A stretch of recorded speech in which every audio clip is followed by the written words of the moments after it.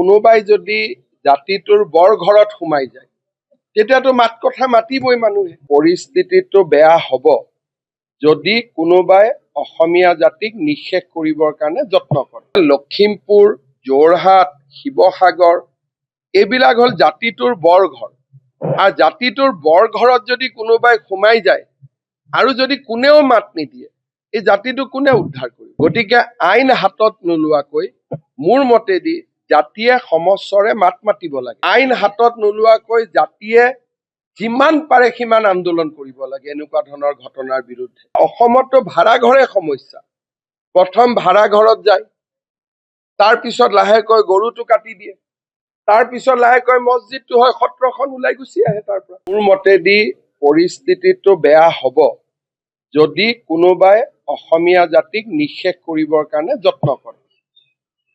যেতিয়া কোনোবাই যদি জাতিটোৰ বৰ ঘৰত সোমাই যায় তেতিয়াতো মাত কথা মাতিবই মানুহে। সেই মাত কথাটোক আপুনি কেনেকে বন্ধ কৰিব পাৰিব? যদি এতিয়া আমি যিটো উৰিয়াম ঘাটত দেখিলো, মই দুই এদিনতে আপোনাক লখিমপুৰৰ ভিডিঅ' দেখাম, হাজাৰ হাজাৰ মাটিত পুখুৰী কৰি লৈছে। তাত নেকি ক'তো গৰাখহনীয়াৰ কথা নাই। যদি গৰাখহনীয়া মাটি ভাঙা মানুহ হলহেঁতেন 1.5 কঠা মাটি ললেহেঁতেন, 2 কঠা মাটি ললেহেঁতেন। গোটেই জাগাত হাজাৰ হাজাৰ পুখুৰী বনাই ব্যৱসায় কৰি আছে। গতিকে লখিমপুৰ, যোৰহাট, শিৱসাগৰ এইবিলাক হ'ল জাতিটোৰ বৰ ঘৰ।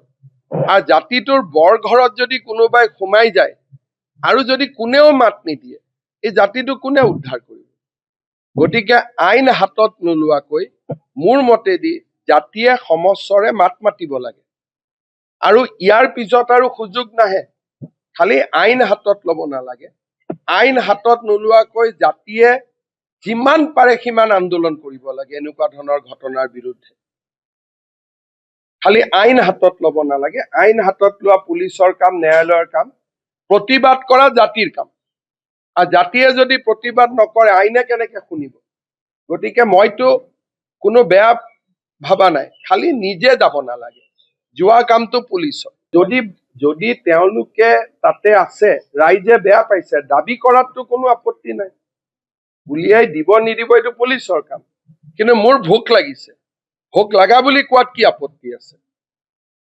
যদি কোনোবা মানুহ যি আমাৰ সভ্যতা সংস্কৃতিৰ লগত নিমিলে, মই ভাড়া ঘৰত থাকো, কালি যদি ভাড়া ঘৰটোত মই গৰু এটা মাৰি দিওঁ যে মইতো এইটো খাব পাৰো, ওচৰত মন্দিৰটো কেনেকে থাকিব? মন্দিৰটো উঠি যাব। গতিকে অসমতো ভাড়াঘৰে সমস্যা। প্ৰথম ভাড়াঘৰত যায়, তাৰপিছত লাহেকৈ গৰুটো কাটি দিয়ে, তাৰপিছত লাহেকৈ মছজিদটো হয়, সত্ৰখন ওলাই গুচি আহে তাৰ পৰা। অসমতো সেইটোৱে পেটাৰ্ণ। গতিকে সেই পেটাৰ্ণটো ছাত্ৰ সংগঠন, ৰাজহুৱা সংগঠনে এক্সপ'জ কৰাত কোনো আপত্তি নাই। কিন্তু ফাইনেল কামটো কৰিব নালাগে। আপুনি ভাড়া ঘৰত যাব নালাগে। যোৱাৰ কামটো আমাৰ। মালিকজনক আপুনি মাতি আনি বুজাব পাৰে যে খুৰা কিয় ভাড়া দিছে, আমাৰতো জাগাটো বেয়া হৈ যাব। অনুৰোধ কৰাত কোনো আপত্তি নাই, কিন্তু হাতত ল'ব নালাগে। হাতত লোৱা কামটো চৰকাৰ।